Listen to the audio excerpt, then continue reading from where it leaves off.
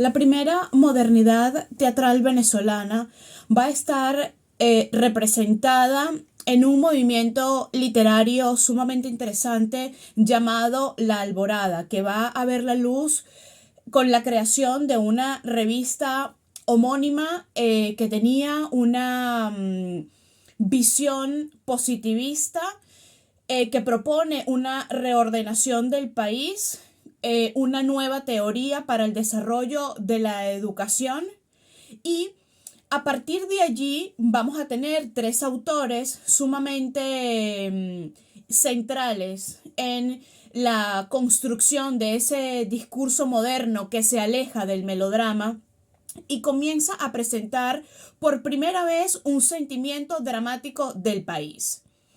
Entre esos autores vamos a encontrar a Salustio González Rincones, Rómulo Gallegos y Julio Planchart.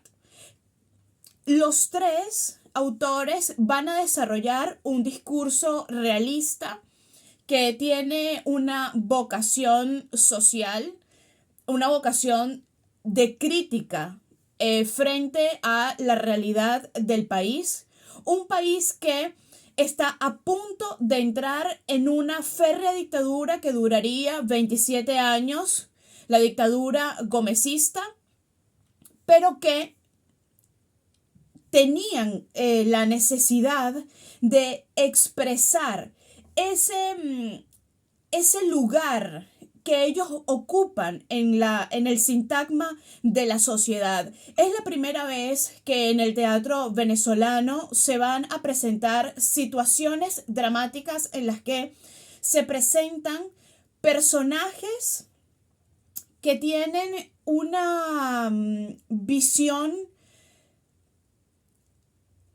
tan particular, tan personal, de un carácter existencialista, si se quiere, porque estos personajes van a ser presentados por los autores en un contexto abyecto, en un contexto familiar muy tradicional, muy conservador, y estos protagonistas nos van a presentar una forma de comprender el mundo distinta, con lo cual vamos a ver una relación entre el individuo y su contexto familiar y social en el que vamos a poder incorporar una visión crítica de esa relación, que además va a proponerse a partir de una experimentación con el lenguaje que va mucho más allá del realismo de la época y que propone una discursividad comparable con lo que en el futuro se conocerá como el realismo épico. Estas son palabras de Leonardo Asparre Jiménez, que ha sido uno de los estudiosos fundamentales no solo de la Alborada, sino de todo el teatro venezolano desde la colonia. Hay un asunto muy interesante y es precisamente el hecho de que la obra que nos ocupa el día de hoy y de la que conversaremos es El motor de Rómulo Gallegos. En El motor vamos a encontrar a un personaje protagonista llamado Guillermo Orosía. Y Guillermo Orosía vive en un pueblo llamado El Pejugal. Y en El Pejugal vamos a encontrar a una sociedad rural, por supuesto, una sociedad precaria, a la que él va a enfrentarse.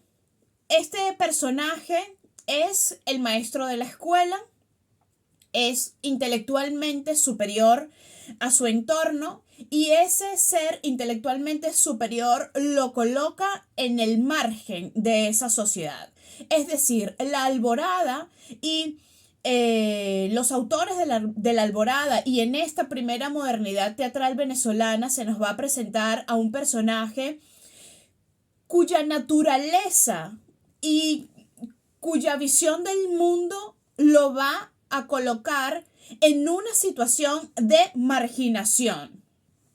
En esa situación de marginación El personaje se encuentra sujeto a la crítica, a la burla y, por supuesto, a la falta de comprensión de parte de su entorno familiar.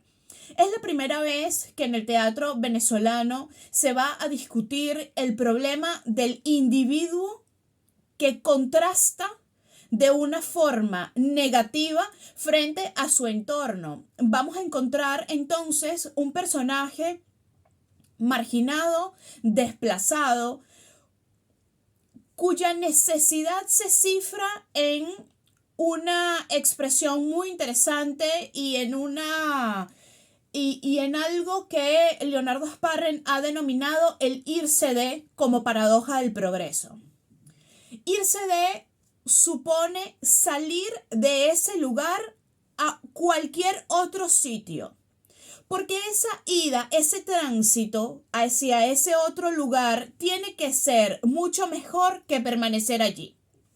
Es decir, ese irse de supone y va a representar de alguna manera el exilio al que se verán sometidos los autores de la Alborada, que tendrán que salir del país muy pronto porque la dictadura gomecista les perseguirá.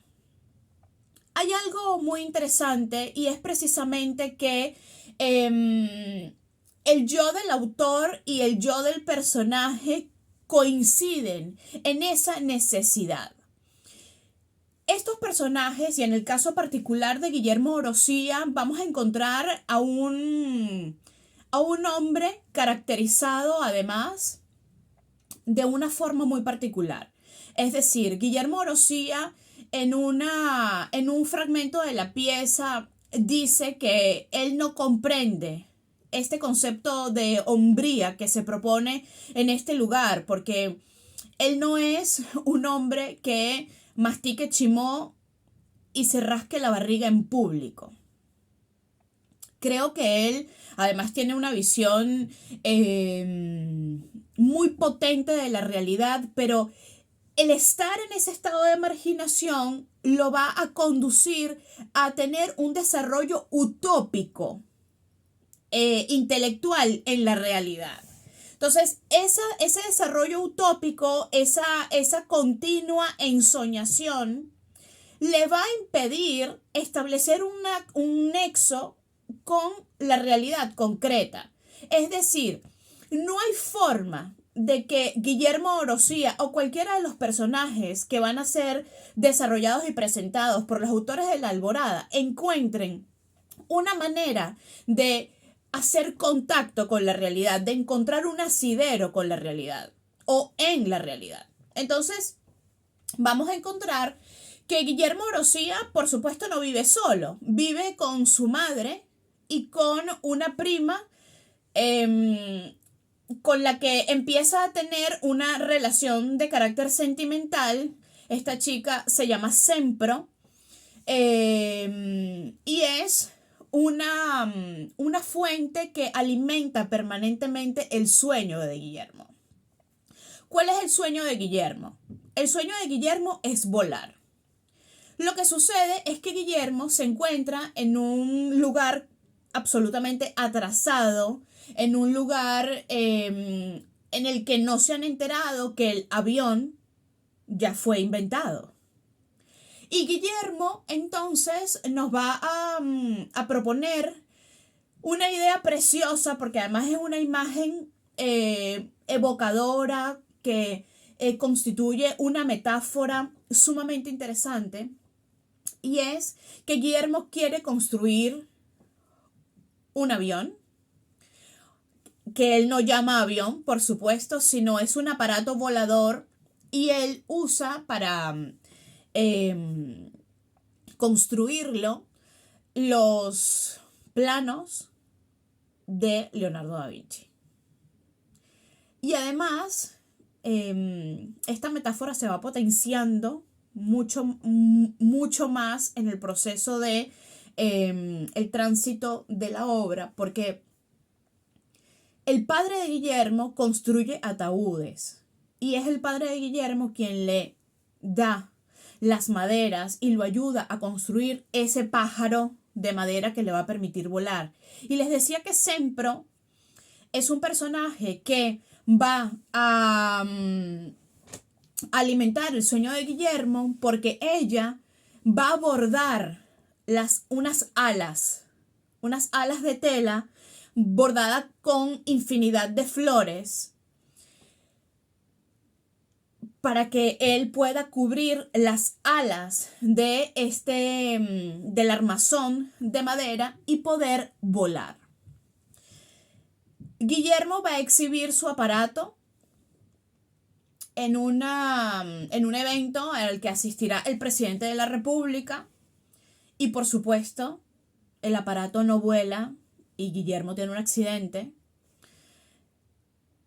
y es el fracaso absoluto frente a toda la comunidad. Es decir, Guillermo constantemente contrasta con ellos. Él es diferente a ellos.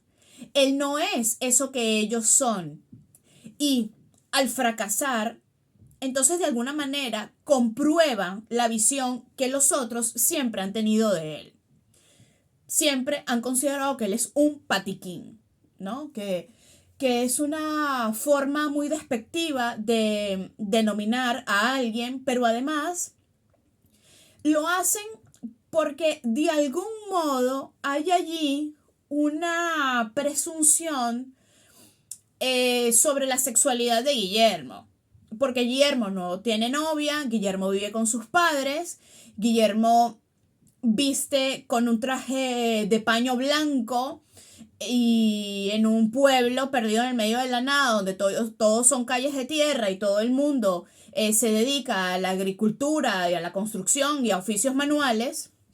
Y él, como es el maestro de la escuela, pues entonces él, en su aspecto físico, también pone en evidencia que él es diferente. Es decir, la marginación se da en una doble dirección. El personaje se sale de el contexto y el contexto lo rechaza. ¿Por qué? Porque se convierten en personajes ermitaños, se convierten en personajes absolutamente individualistas que no logran conectar con el otro. Porque además es un otro que tampoco está interesado en conocerle, tampoco está interesado en aproximarse a él y a su forma de comprender el mundo. Ahora bien, la madre de Guillermo quiere que él se case. Quiere que él se case y quiere que se case con Sempro. Pero Esther no cuenta con el hecho de que Sempro también tiene sueños. Sempro no es solo una muchacha que ya se va a quedar para vestir santos por la edad que tiene y en el contexto social en el que vive. Tiene más de 25 años, igual que Guillermo. Y ella no solo se quiere convertir en una esposa, porque para ser una esposa se hubiera casado con cualquiera. Ella está enamorada de Guillermo precisamente porque Guillermo es diferente al resto de los hombres que habitan en el Pejugal.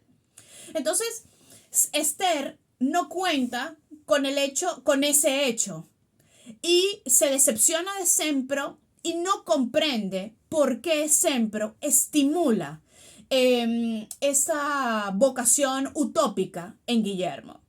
Y es porque ambos quieren salir de allí. Ambos nunca se han sentido identificados con esa realidad. Y eso es lo que los termina uniendo. Hay un momento muy hermoso en el que ellos se declaran su amor y Guillermo le pide a Sempro que ella sea su fuerza, ¿no? Que ella le permita seguir adelante.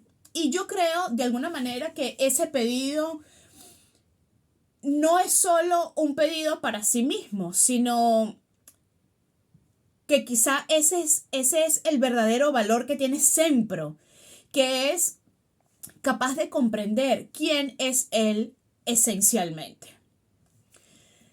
Además, hay otro asunto, ¿no? En esta pieza.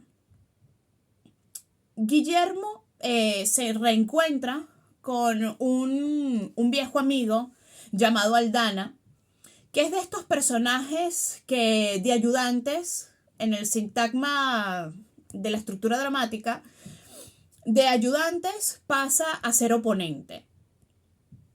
Aldana viene de la capital, regresa al pueblo y comienza a describirlo como si fuera una postal de ensueño, con esa evocación nostálgica del que se va y regresa. Guillermo lo confronta y le dice: no hables así de este pueblo, que es un pueblo miserable, no quieras poner belleza donde no la hay. Aldana además le ofrece la posibilidad de irse de el pueblo, que es lo que él quiere, pero el precio que él tiene que pagar es muy alto, desde el punto de vista de Orosía, ¿no? Aldana le ofrece irse a la capital y conectarlo con algunas influencias que él tiene en el gobierno para que consiga un puesto. Pero este puesto, conseguir este puesto va a tener un compromiso político y un compromiso que Guillermo no está dispuesto a tener. ¿Por qué? Porque Guillermo es un personaje que tiene unos valores morales y que tiene una forma de ver la vida que se opone directamente a esto. Entonces ese personaje que parece ser un ayudante, este amigo que viene a proponerte y abrirte la puerta para que tengas esta posibilidad, pues se encuentra con que ese no es el camino. Es decir, Guillermo prefiere quedarse en este espacio de marginación antes que ir en contra de sus propios valores morales y su propia visión del mundo. Quizá esta radicalidad lo va a condenar, pero él prefiere la condena y seguir siendo fiel a sí mismo.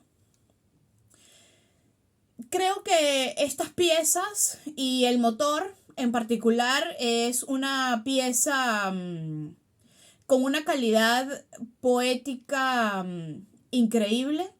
Ciertamente es una obra extraordinaria y que creo que representa de forma coherente y cabal el espíritu de la Alborada como movimiento artístico de renovación estética que plantea ese sentimiento dramático del país y que hoy en día, hoy por hoy, con la diáspora venezolana que se está dando en este momento, creo que su pertinencia vuelve a ponerse en la palestra. Y creo que dialoga muy bien con nuestro presente, quizá redimensionada, revisada, con un refrescamiento de perspectiva, pero que ciertamente muchos jóvenes venezolanos están en la misma situación en la que está Guillermo Orosía y los personajes de la Alborada, con esa necesidad de irse de, no importa hacia dónde, sino salir de este lugar en el que no me siento identificado, no puedo tener libertad y en el que no puedo ser quien yo soy. Espero que este encuentro para conversar sobre la primera modernidad teatral venezolana les haya resultado interesante. Nos vemos en una próxima oportunidad. Gracias.